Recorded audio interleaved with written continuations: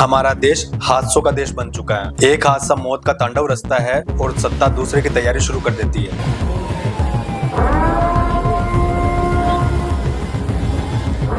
हंसते होंगे ये हम सब पर कि कैसे जनता कीड़े मकोड़ों की तरह मर रही है। कभी बच्चे तो कभी बड़े, कभी कफ सिरप से तो कभी हॉस्पिटल के ट्रॉमा से। आजाद भारत में मौत की दास्तान लिखी जा रही है। अनजाने में किसी लापरवाही से मौत हो जाए तो वो माफी के लायक है, लेकिन जब एक बार नहीं बार बार जानबूझकर हत्या की कविताएं लिखी जाए एक पूरे तंत्र के द्वारा पूरे सिस्टमेटिक ढंग से, तो ये मौतें माफी के लायक नहीं होती। तो ये मौत नहीं कहलाती, यह हत्या कहलाती है। रविवार रात के 11:30 बजे राजस्थान का सबसे बड़ा hospital Sawai Mansingh hospital trauma centre में आग लगती है। 250 मरीज और उनके परिवारजनों की जान आफत में आ जाती है। स्टाफ उन्हें छोड़कर भागने लगता है। कुछ भले मानुस वहां जान बचाने भी आते हैं। खबर मिलने तक 8 लोग दुनिया छोड़कर चले जा चुके हैं। ऑक्सीजन हटाते ही मरीज की जान चली जाती है। भाई के लिए परिवार भटकता रहता है। हॉस्पिटल में फायर सिस्टम था, लेकिन वो खुद वेंटिलेटर पर था। वहीं आईसीयू में जाने का एकमात्र रास्ता था, जिससे कर्मचारी आग बढ़ने से रोक नहीं पाए। समझ नहीं आता कि इतनी घटिया व्यवस्था कैसे विकसित की जाती है, और जब घटिया व्यवस्था बन भी जाती है, पकड़ में भी आ जाती है, तो उसको बरकरार कैसे रखा जाता है। उसको सुधारने की कुव्वत क्यों नहीं दिखाई जाती। एक पेशेंट ने नर्सिंग कर्मी से कहा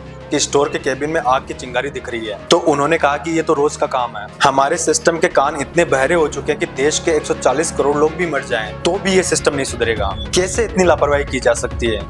कैसे लोगों की जान को हमारे देश में इतना सस्ता समझ लिया गया है। हम नागरिक लाखों तरीके से अपनी आवाज को उठा रहे हैं, सरकार तक पहुंचा रहे हैं, लेकिन ये लोग, शायद इनका जमीर मर चुका है। शायद ये कुर्सी के इतने भूखे हो चुके हैं कि इनको परवाह ही नहीं है कि लोग मर रहे हैं और वो अपने हैं। सच कहूं तो हमारे देश को सख्त आराम की जरूरत है, या एक लंबी छुट्टी की, ताकि हम सोच सके कि हम एक देश के लायक है भी या नहीं। क्या वाकई में हम विश्व गुरु के लायक हैं, या फिर थोता चना बाजे गणा ये कहावत हम सब पर लागू होती है। क्योंकि लापरवाही कुछ ही बार हो तो माफ किया जा सकता है, लेकिन जब ये बार बार होने लगे तो ये लापरवाही नहीं कहलाती। इसे हत्या का खेल कहा जाता है। आईसीयू में स्पिरिट और कई जलने वाले पदार्थ रखे गए थे, वो नियमों के खिलाफ थे। ट्रॉमा सेंटर में कई जगह फॉल्स सीलिंग टूटी हुई थी और सड़कों की तरफ खुली वायरिंग भी वहाँ थी। पुरानी तकनीक के फायरिंग सिस्टम थे, लेकिन नेताजी की गाड़ी कभी पुरानी नहीं मिलेगी। वहां पर ऐसी कई कमियां थी जो गिनाने लगे तो अफसोस होगा कि हम हॉस्पिटल में थे या मौत के घर में। सोचो, राजधानी के हॉस्पिटल में ये हालत है तो दूर दराज के हॉस्पिटल में क्या ही हालत होंगे। और जब दूर दराज के हॉस्पिटल की बात आती है तो राजीव प्रताप जैसे लोगों को सच्चाई दिखाने पर जीते जी मार दिया जाता है। ये एसएमएस हॉस्पिटल ही नहीं, पूरा मेडिकल सिस्टम मौत का खुला खेल खेल रहा है। 4 दिन पहले ही कफ सिरप से मासूम बच्चों की मौत हो जाती है। मरने की संख्या बच्चों की आत्मा को शांति प्रदान नहीं करती, और चिकित्सा मंत्री कहते हैं कि कफ सिरप से एक भी बच्चे की मौत नहीं हुई। सरकार की इसके अंदर कोई भी ना तो लापरवाही हुई है, ना इसके अंदर कोई दवाई के अंदर कोई आपका एडल्ट्रेशन या कोई ऐसा हुआ है।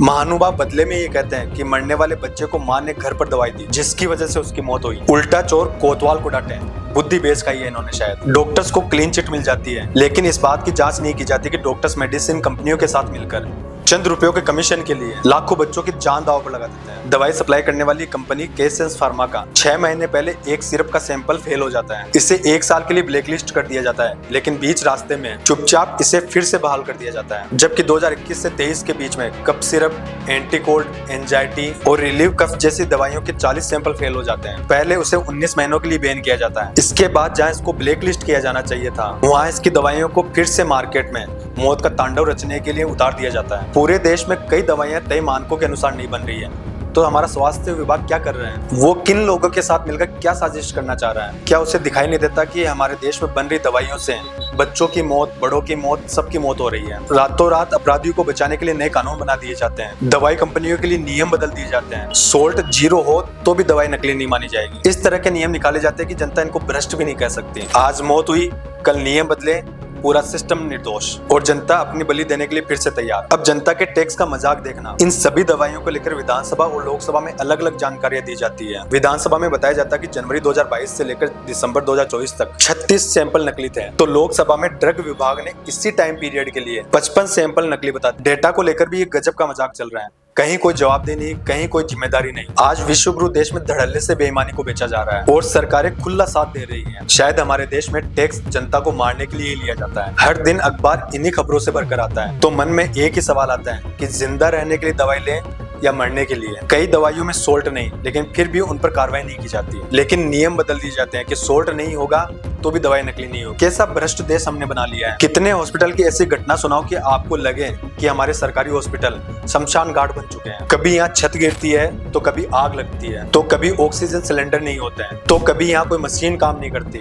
जयपुर के ही जनाना हॉस्पिटल में एक प्रेग्नेंट महिला को फर्श पर इसलिए मरने के लिए छोड़ दिया जाता है कि सुबह 7 बजे काउंटर खुलेगा तब जाकर पर्ची मिलेगी और पर्ची मिलने के बाद में ही एडमिट किया जाएगा, चाहे फिर वो महिला और उसके पेट में पल रहा बच्चा पर्ची के इंतजार में वहां मरी क्यों ना जाए। कस्बों और गांवों के हॉस्पिटल के डॉक्टर एन वक्त पर हाथ खड़े कर देते हैं कि वो उस इलाज के लायक ही नहीं है, उसे जयपुर ले जाइए। और जब आप जयपुर आते हैं तो ये आग और गिरती छतें आपकी जान ले लेती है। और जब मौत का कुआं लाशों से भर दिया जाता है तो सत्ता पक्ष और विपक्ष दोनों के नेता सफेद कुर्ता पहनकर आते हैं 10 लाख रुपए में उनकी लाश खरीदने के लिए, और नाम देंगे कि हमने 10 लाख रुपए का मुआवजा दिया है और कहेंगे कि हम कितने दयावान हैं। लेकिन इनको कौन समझाए कि ये 10 लाख रुपए सिस्टम सुधारने में लगाते हैं तो ज्यादा बेहतर होगा। लेकिन इन सफेद कुर्ते वाले नेताओं को देखकर लगता है कि ये सिस्टम ऐसे ही चलता रहेगा और ये लाशें विधानसभा और लोकसभा की शोभा बढ़ाती रहेगी। पता नहीं क्यों अब ऐसे लगने लगा कि हमारे नेता ढीठ प्रवृत्ति के हो चुके हैं और उन नेताओं को लगता है कि जनता 2-4 दिन कुत्तों की तरह भोग कर रह जाएगी। इससे ज्यादा जनता करेगी भी क्या, क्योंकि ये आजाद भारत की हमारी गुलाम जनता है। और इससे ज्यादा होगा क्या, जनता प्रदर्शन करेगी, धरने देगी, आंदोलन करेगी तो उनको पकड़कर जेल में डाल देंगे। यदि आपको देश की जनता को मारना ही है तो इन हादसों की कहाँ जरूरत है,